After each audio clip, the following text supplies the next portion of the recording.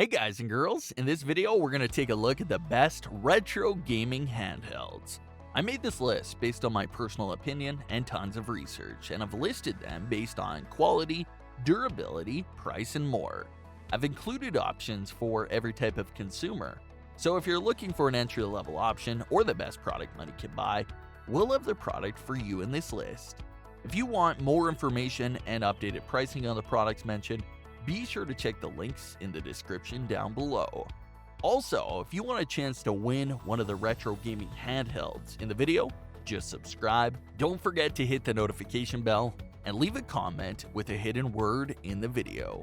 Once we reach 1,000 likes, we will pick a winner and notify him. Okay, so without further ado, this is our pick of the best retro gaming handhelds on the market right now.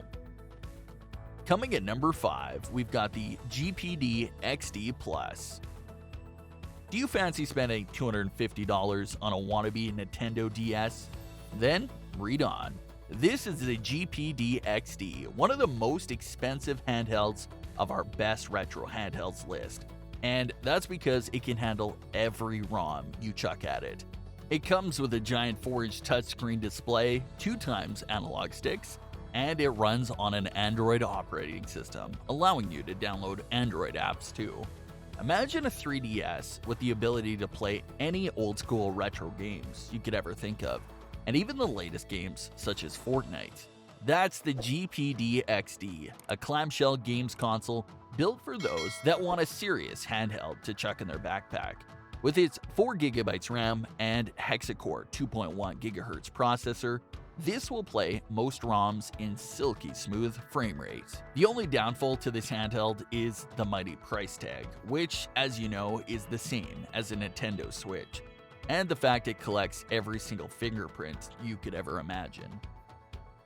Coming at number 4, LDK Horizontal. The LDK Horizontal is one of the newest handhelds in this best retro handhelds list, and it's one of the few that comes with an analog stick. The LDK Horizontal cost approximately $70, so it's not super cheap, but it's not going to bust the bank. A lot of you have been asking us, which is better, BitBoy Pocket Go versus LDK Horizontal? That's a tough one. Both are incredibly similar in size, they play the same ROMs, and they have a similar design, but the LDK is slightly more powerful. It comes in yellow, transparent, and a charcoal black that is also slightly transparent. It uses OpenDingX OS. It comes with a 2.7-inch TFT screen, which is probably a bit of an overkill, but it's fine. The screen, not the size. Build quality wise, it's okay. It uses a very cheap plastic as a shell, and then uses a very high-end screen and RAM, which confuses us, as we would have liked them to add a very well-designed shell to meet its internal standards. If they did that, then we could have seen this at number 3 or even 2 in our best retro handhelds list. The LDK Horizontal can emulate Game Boy, Game Boy Color, Game Boy Advance, Famicom, Super Famicom, Sega Mega Drive, Sega Game Gear, and PS1 games. All perfectly well, apart from 3D PS1 games such as Crash Bandicoot and Spyro. We wouldn't advise downloading it as it doesn't even play them well when we add the frame skip option. Number 3, GPI Case. The GPI Case is for those of you that like to do it yourself, created by a company called Retro Flag. Their aim is to bring retro gamers into the RetroPie handhelds community by providing you with a DIY Game Boy kit. All you need to do is go out and buy a Raspberry Pi 3, stick it in, install some software, and then you're ready to go. The shell is made to look like an original Game Boy. It's slightly more compact and comes with a ton of extra buttons to work with your emulators. The screen is incredibly good too. With full brightness, you'll have no problem seeing it in bright light or in the evening. Some say it's slightly overpriced at $70, but we disagree. You're buying the experience, and it's a great introduction into building your own handheld. Yes, the Raspberry Pi will set you back a bit, but you can bet that you'll have one of the best retro handhelds that'll actually mean something to you, because you put blood, sweat, and tears into it. Tiers? Yes, unfortunately, the software isn't the easiest to install, but a few Google searches and you'll be fine. Coming at number 2, Sony PS Vita. While the PS Vita from Sony came out in 2012 and production ended in 2019, it's still a good device for a ton of games from PlayStation 1, PSP, and some PS3 adaptations that it supports.